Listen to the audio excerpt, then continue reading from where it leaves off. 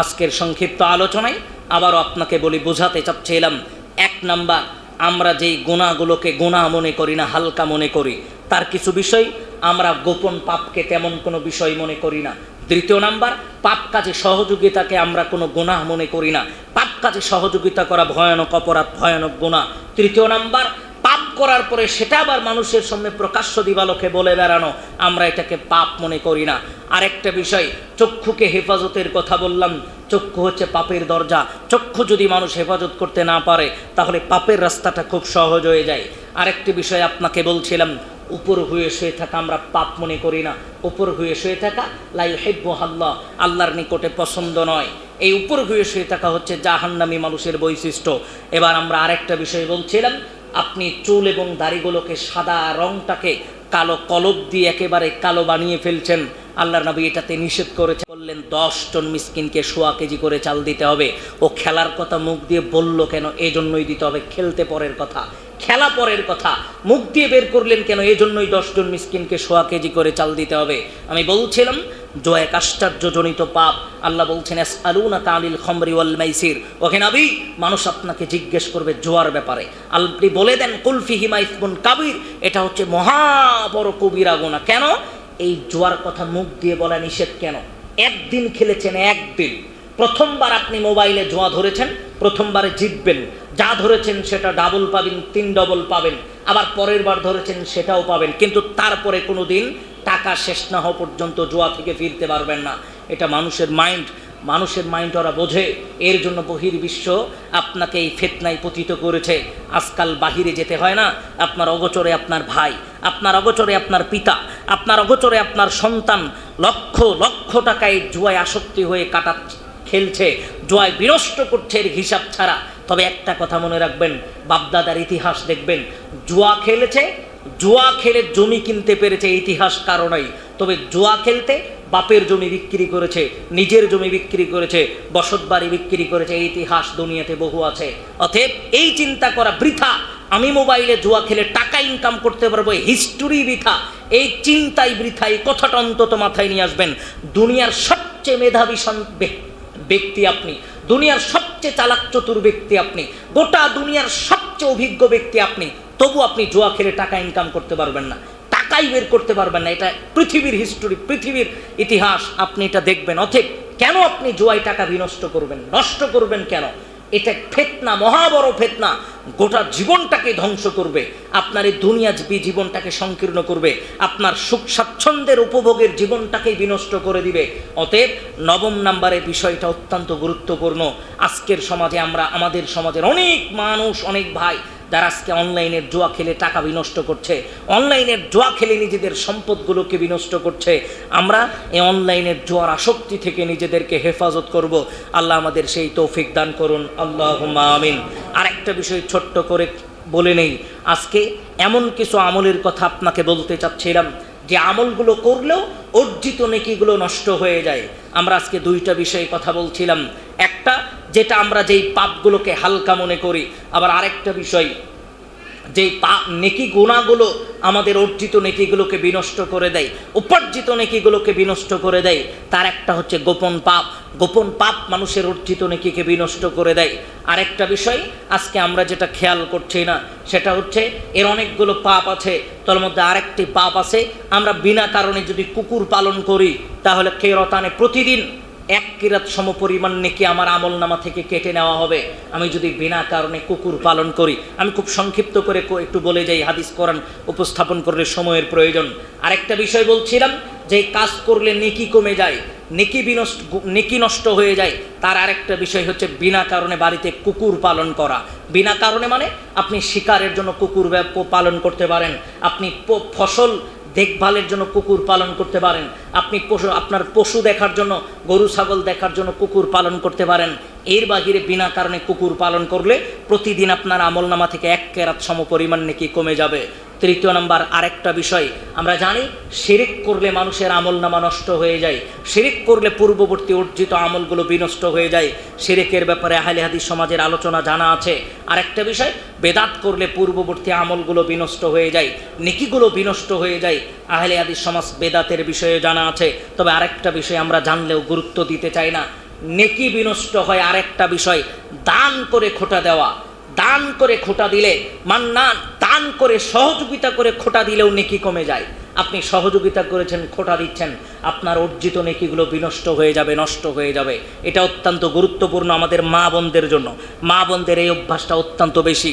মা বোনেরা কালকে আজকে সহযোগিতা করেছে, কালকেই তোকে পেঁয়াজ মরিচ দিলাম, আর তুই আজকে আমার কথার অবাধ্য হচ্ছিস, আমাকে এই কাজটা করে দিতে চাচ্ছিস না। মা বোনদের ভিতরে বৈশিষ্ট্য বেশি, কাউকে উপকার করে প্রয়োজনে আবার সেটার ব্যাপারে খোটা দেওয়া।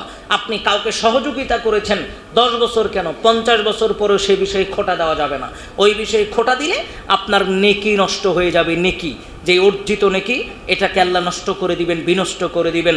আমি আপনাকে বোঝাতে চাচ্ছিলাম খোটা দেওয়া থেকে বিরত থাকতে হবে। আমরা মুসলমান তো, আমরা মানুষ, তো মানুষ হিসেবে বৈশিষ্ট্য থাকে, চট করে মুখ দিয়ে বের হয়ে যায়, সেই দিনই তো তোর উপকার করলাম। মানুষ হিসেবে বৈশিষ্ট্য আমাদের ভিতরে আছে, আমরা এটা করি। আমরা রাগান্বিত অবস্থায় এই কথাটা বলে ফেলি। রাগ যতই থাকুক, অর্জিত নেকিগুলো বিনষ্ট করা যাবে না। দান করে অথবা সাহায্য সহযোগিতা করে কাউকে কোনো দিন খোটা দিবেন না। এই খোটা দেওয়ার আমাদের যেই পরিবেশ, আমাদের যেই অভ্যাস, এই অভ্যাস থেকে আমাদেরকে বিরত থাকতে হবে। এছাড়াও আরও বেশ কিছু বিষয় আছে, যে বিষয়গুলো, যেই গুনাহগুলো, যেই পাপগুলো আমাদের, একে তো পাপ আমল নামায় বৃদ্ধি করবে, দ্বিতীয়ত আমাদের আমল নামা থেকে অর্জিত নেকিগুলোকেও বিনষ্ট করে দেয়। আরেকটা বিষয়ে কথা বলা জরুরি, তার আগে আমি আপনাকে আবারও বুঝিয়ে বলি।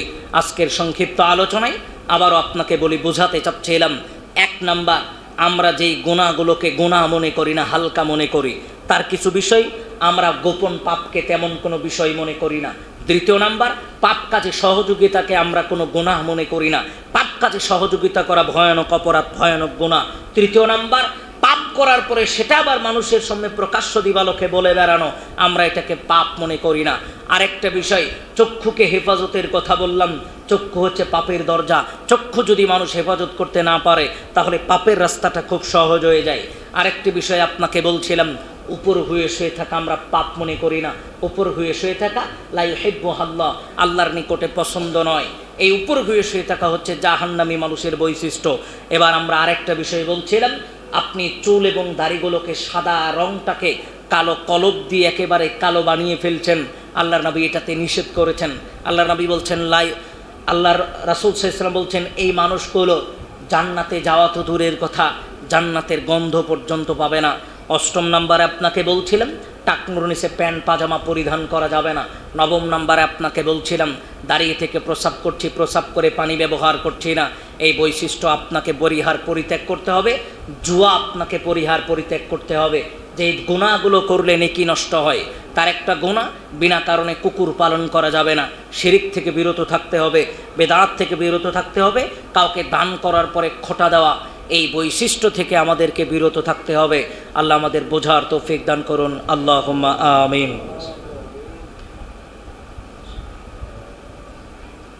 আলহামদুলিল্লাহ ওয়াহদা, ওয়াসসালাতু ওয়াসসালামু আলা মান লা নাবিয়্যা বা'দা।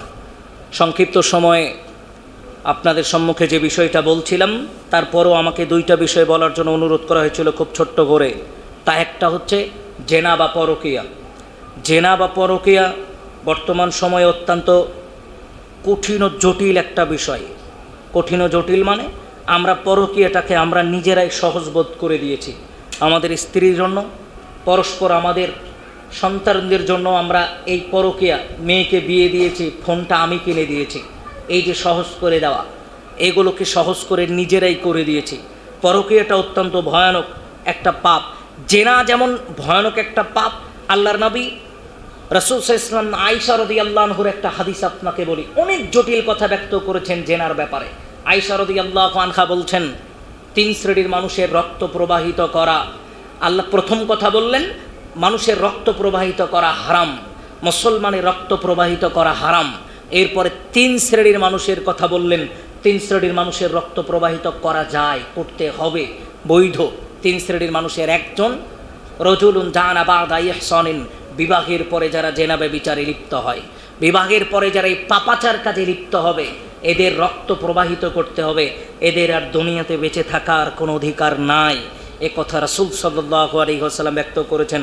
এর জন্য আমি বলতে চাই, জেনা ব্যভিচার মানুষের বর্তমান সময়ে আমাদের সমাজের জন্য সহজবোধ্য হয়ে গেছে। জেনা ব্যভিচার যে এত সহজ, আমাদের যুবক হোক, যে কোনো ব্যক্তি হোক, আল্লাহর নবী এর ব্যাপারে যে অতি কঠিন কথা ব্যক্ত করেছেন, আমরা এটা গুরুত্ব দিতে চাই না। আন আব্দুল্লাহ ইবনে যায়েদ রাদিয়াল্লাহু আনহু قال, আব্দুল্লাহ ইবনে যায়েদ রাদিয়াল্লাহু আনহু বলছেন, রাসূল সাল্লাল্লাহু আলাইহি ওয়াসাল্লাম বলছেন, ইন্না আখাফু মা খাফা আলাইকুমুজ জিনা, আদম সন্তান শোনো, আমি আল্লাহর নবী, আমার ভয় দুইটা জিনিসে। এক, এই সমাজের মানুষের উপরে দুইটা বিষয়ে আমার ভয়। একটা হচ্ছে জেনা ব্যভিচার, আর একটা হচ্ছে শাহওয়াতুল খফিফা, অর্থাৎ গোপন প্রবৃত্তির, খারাপ প্রবৃত্তির অনুসরণ যেটা থাকে, মানুষ যেটা প্রতিনিয়ত করবে। আল্লাহর নবী বললেন দুইটা বিষয়ের ভয়, তার একটা হচ্ছে জেনা ব্যভিচার। কেন? জেনা ব্যভিচারে মানুষ, অজস্র অগণিত মানুষ এটার প্রতি আকৃষ্ট হবে, মানুষ এটার প্রতি একেবারে মানে ব্যস্ত হয়ে যাবে। আপনাকে একটা হাদিস বলি, রাসূল সাল্লাল্লাহু আলাইহি ওয়াসাল্লাম উবাদাহ ইবনে সামিত রাদিয়াল্লাহু আনহু বলছেন, আল্লাহর নবী বলছেন, খুদু আন্নি, আমি আল্লাহর নবী যেই বিধানটা, আল্লাহর বিধানটা তোমাদেরকে বলছে এটা গ্রহণ করো। কি সেই বিধান?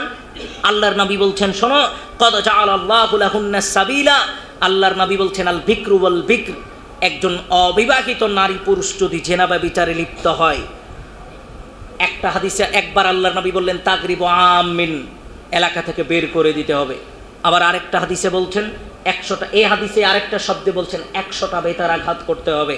আবার কোনো বিবাহিত নারী পুরুষ যদি জেনা ব্যভিচারে লিপ্ত হয়, আর রজম, তাকে হত্যার আদেশ দেওয়া হয়েছে, বাড়ি থেকে বের করে দেওয়ার আদেশ দেওয়া হয়েছে, এলাকা থেকে বের করে দেওয়ার আদেশ দেওয়া হয়েছে। আরেকটা হচ্ছে রজম, হত্যার আদেশ দেওয়া হয়েছে। বিবাহিত নারী পুরুষের, অর্থাৎ যেটাকে আপনি বিবাহের পরে পরকীয়া বলছেন, অন্যজনের সাথে অবাধে মিলামেশার কথা বলছেন, এই পরকীয়ায় যারা লিপ্ত তাদের দুনিয়াতে বেঁচে থাকার কোনো অধিকার নাই। আল্লাহর নবী এ ব্যাপারে অনেক হাদিস ব্যক্ত করেছেন, আমি শুধু একটু আপনাকে বোঝাতে চাচ্ছিলাম। আল্লাহর নবী রাসূল সাল্লাল্লাহু আলাইহি ওয়াসাল্লাম কয়েকটা বিষয় ব্যক্ত করেছেন। তার এক, জেনা ব্যভিচারে যারা লিপ্ত হবে, এই জেনা ব্যভিচারের মানুষের জন্য কিয়ামতের দিনে শাস্তি কত ভয়ানক। আল্লাহর নবী বললেন, দুইজন ব্যক্তি আসলো, আতানি মালাকান, দুইজন ব্যক্তি আসলো, আসার পরে আমার এই ফাখদা বিদবই, আমার এই দুইটা বাহু ধরে আমাকে নিয়ে চলে গেল, ঘোরাচ্ছে এখানে সেখানে। আল্লাহর নবী অনেক কথা বললেন। আল্লাহর নবী বললেন, আমি দেখছিলাম কিছু মানুষের এই পেটগুলো ফুলে ফেঁপে আছে, শরীর থেকে পচা দুর্গন্ধ আসছে। আমি ফেরেশতাদেরকে জিজ্ঞেস করলাম, মান হাউলাই, এরা কারা? ফেরেশতারা বললেন, হাউলাই জানুন আওয়াজ জাওয়ানি, এরা আপনার উম্মতের জেনাকারিনী। তারা কারা? যাদের শরীর ফুলে ফেঁপে গন্ধ আসবে। এর চেয়ে কঠিন কথা আমি আপনাকে আর বলতে চাচ্ছি না। কিয়ামতের দিন ওই সমস্ত মানুষের শরীর ফুলে ফেঁপে দুর্গন্ধ বের হবে। আল্লাহর নবী বলছেন, কাআন্নাহুমুল মারাহিদ, আমি মনে করছিলাম ওটা কোনো নর্দমা, অর্থাৎ যেখানে ময়লা ফেলা হয়, গোটা শহরের ময়লা এক জায়গায় ফেলা হচ্ছে, ওই নর্দমা থেকে যেমন গন্ধ আসে, ওই সমস্ত মানুষের শরীর থেকে ওই রকম গন্ধ আসবে। তারা কারা? হাউলাই জানুন আওয়াজ জাওয়ানি, যারা এই উম্মতের জেনাকারনী।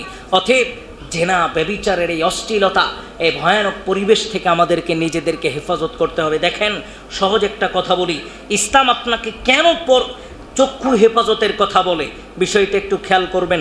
কেন ইসলাম আপনাকে চক্ষু হেফাজতের কথা বলে? কেন ইসলাম অন্য একজন নারীর দুইজন মানে পুরুষের সাথে, অর্থাৎ বিবাহ বন্ধনে আবদ্ধ হওয়া নিষেধ করেছে? আমরা একটু সহজ ভাষায় বুঝি। পুরুষ মানুষের চক্ষু নিচু করার ব্যাপার ইসলাম কেন আপনাকে বলেছে? আজকে আপনি রাস্তায় বের হলেন, আপনি যদি অবাধে সমস্ত মেয়ের দিকে তাকান, রাস্তাঘাটে যত মেয়ে আসছে প্রত্যেকটা মেয়ের দিকে আপনি তাকাচ্ছেন, তখন আপনি আপনার স্ত্রী আর রাস্তায় দেখা ওই মেয়ে মানুষের সৌন্দর্যের ভিতরে পার্থক্য খুঁজবেন। আপনি আপনার স্ত্রী আর ওই রাস্তায় দাঁড়িয়ে থাকা মেয়ে মানুষের সৌন্দর্যের পার্থক্য খুঁজবেন। আপনি মনে করবেন আপনার স্ত্রীর চাইতে এ মেয়ে কত সুন্দর, কারণ আপনি অবলোক দৃষ্টিতে তার দিকে তাকিয়েছিলেন। কিন্তু আপনি আজকে যদি আপনার চক্ষু হেফাজত করতে পারেন, দুনিয়ার কোনো মেয়ের দিকে আপনি ওই দৃষ্টিতে তাকালেন না, দুনিয়ার কোনো মেয়ের দিকে আপনি দৃষ্টি দেননি, তাহলে এই দুনিয়াতে আপনার স্ত্রীর চাইতে সুন্দর কোনো মহিলা আর আপনার নিকটে বের হবে না। আপনার মনেই হবে না এই দুনিয়াতে আপনার স্ত্রীর চাইতে দুনিয়াতে আর কেউ সুন্দর আছে, এটা মনেই হবে না যদি আপনার চক্ষু হেফাজত করতে পারেন। আর একজন নারী যদি অন্য পুরুষের সাথে স্বামী ব্যতীত মেলামেশা করে বিবাহের পরে অথবা বিবাহের আগে, তাহলে ওই নারী স্বামী আর ওই মানুষের ভিতরে পার্থক্য খুঁজে বের করবে। তখন ওই নারী, এই স্বামী আর ওই ব্যক্তি, আগে মেলামেশা করা পরে মেলামেশা করার ব্যক্তির পার্থক্য খুঁজবে। ওই নারী তখন পরকীয়ায় লিপ্ত হবে, স্বামী ব্যতীত ওই পুরুষের সাথে যাওয়াকে স্বাচ্ছন্দ্য বোধ করবে। এই জন্য ইসলাম চক্ষু নিষেধ করতে বলে, এই জন্য ইসলাম একজন নারীকে পরকীয়ায় আবদ্ধ হতে নিষেধ করে। এর জন্যই সমাজে শৃঙ্খলাবদ্ধ থাকবে যদি মানুষ এই দুইটা বিষয় খেয়াল করে। আপনি যদি আপনার চক্ষু হেফাজত করতে পারেন, দুনিয়াতে আপনার শান্তিতে থাকবেন। কেন? আপনার স্ত্রী ব্যতীত দুনিয়াতে আর কোনো মানুষকে আপনার সুন্দর মনে হবে না, কারণ আপনি শুধু আপনার স্ত্রীর দিকে তাকাচ্ছিলেন। আর রাস্তাঘাটে যদি চক্ষু হেফাজত না করে আপনি যদি সমস্ত রাস্তাঘাটে চলাচল করেন নারীর দিকে তাকান, তাহলে আপনার অবস্থা অত্যন্ত খারাপ। আপনি কোনোদিন আপনার স্ত্রীকে আপনার সুন্দর মনে হবে না, সব সময় অমুক ভাবি, অমুক তমুক, অমুক ব্যক্তিকে আপনার সুন্দর মনে হবে, অফিসের কলিগকে আপনার সুন্দর মনে হবে। সংসারে কোনোদিন সুখ স্বাচ্ছন্দ্য আসবে না, সংসারে সুখ থাকবে না, সুখ স্বাচ্ছন্দ্য আনন্দ কিচ্ছু থাকবে না যদি আপনার চক্ষুটাকেও হেফাজত করতে না পারেন। জেনা ব্যভিচারের ব্যাপারে আল্লাহর নবী অনেক কথা ব্যক্ত করেছেন, পরকীয়ার ব্যাপারেও, বিবাহের পরে জেনা ব্যভিচারে লিপ্ত হওয়ার ব্যাপারেও আল্লাহর নবী অনেক কথা ব্যক্ত করেছেন। আমি দুই একটা কথা আপনাকে বললাম। ধৈর্যের ব্যাপারে, মা বোনদের ব্যাপারে একটু বলতে বলা হয়েছিল। ধৈর্যের ব্যাপারে বিশেষ করে দেখেন, ধৈর্যের ব্যাপারে কি আপনাকে বলবো, আমরা অধিকাংশ মানুষ ধৈর্যশীল হতে পারিনি। আমরা অধিকাংশ মানুষ প্রত্যেকটা কাজে তাড়াহুড়া করি। আমরা ধৈর্যের সহিত আল্লাহর নিকটে চাইতে যেমন অভ্যস্ত নই, কোনো কাজে ধৈর্যের সহিত একটু ধৈর্য ধরে সময়টা অপেক্ষা করা, কাজের ফলাফলের অপেক্ষা করা, এই বৈশিষ্ট্যটুকু আমাদের ভিতরে নাই। ইমানদার মুত্তাকি দাবি করলেও আমরা বৈশিষ্ট্য থেকে নিজেরা অনেক দূরে আছি। আল্লাহ অনেক আয়াতে, অজস্র গণিত আয়াতে সলাত এবং ধৈর্যের মাধ্যমে আল্লাহ চাইতে বলেছেন, সলাত এবং ধৈর্যের মাধ্যমে আল্লাহ চাইতে বলেছেন মানুষদেরকে। আমরা এই বৈশিষ্ট্য আমাদের ভিতরে নাই। আমরা অনেক মানুষ এই বৈশিষ্ট্য উপেক্ষা করে চলি। কেন? আজকে আপনি ধৈর্যের ফলাফল কিভাবে পাবেন এটা নিয়ে অনেক কথা বলা যায়। ধৈর্যের ফলাফল মানুষের জন্য সদা সর্বদা ভালোটাই আসবে, এটাই ইসলামী বৈশিষ্ট্য। এটা আল্লাহ সুবহানাহু ওয়া তাআলা এবং রাসূল সাল্লাল্লাহু আলাইহি ওয়াসাল্লামের পরিভাষায় আপনি যে কোনো কাজে ধৈর্য ধরবেন, ধৈর্য ধরলেই সেই ফলাফলটা আপনি সঠিকভাবে পাবেন। কিন্তু যখনই আপনি যে কোনো কাজে ব্যস্ত হয়ে যাবেন, তখন আপনার ওই ফলাফলটা সঠিক ফলাফল হিসেবে আপনি পাবেন না, প্রাপ্য হিসেবে আপনি সঠিক জিনিসটা পাবেন না। এটাই বৈশিষ্ট্য। পরিশেষে দান সম্পর্কে দুই একটা কথা বলতে বলা হয়েছে। দেখেন, রাসূল সাল্লাল্লাহু আলাইহি ওয়াসাল্লাম বলছেন, মান বানা লিল্লাহি মাসজিদান বানাল্লাহু লাহু বাইতান ফিল জান্নাহ। এই হাদিস বহুদিন শুনেছেন, বহু ওয়াজ মাহফিলে শুনেছেন, বহুত মসজিদে খুতবায় শুনেছেন। আমি আপনাকে সেদিকে বলছি না, তবে একটা উদাহরণ আমি আপনাকে দিব। মসজিদে 50 টাকার 2টা নোট নিয়ে এসেছিলেন, 50 টাকার 2টা নোট অথবা 100 টাকার 2টা নোট। 100 টাকার 2টা নোট থেকে একটা নোট মসজিদে দান করেছেন, আর একটা নোট নিয়ে বাড়িতে চলে গেছেন। বাড়িতে যাওয়ার পরে দুপুরবেলা ক্লান্ত লেগেছে, ঘুম এসেছেন, ঘুম থেকে আর জাগ্রত হতে পারেননি। আল্লাহ সুবহানাহু ওয়া তাআলা আপনাকে উঠিয়ে নিয়েছেন, মৃত্যুবরণ করেছেন। এখন আপনাকে যদি জিজ্ঞেস করি, 2টা 100 টাকার নোটের ভিতরে একটা তো মসজিদে দিয়েছিলেন, আর একটা তো বাড়িতে নিয়ে গিয়েছিলেন, এই টাকার ভিতরে কোন টাকাটা আপনার নামে হয়ে গেল আর কোন টাকাটা আপনি হারিয়ে ফেললেন, নিঃশ্বাস ত্যাগ করলেন, মারা গেলেন?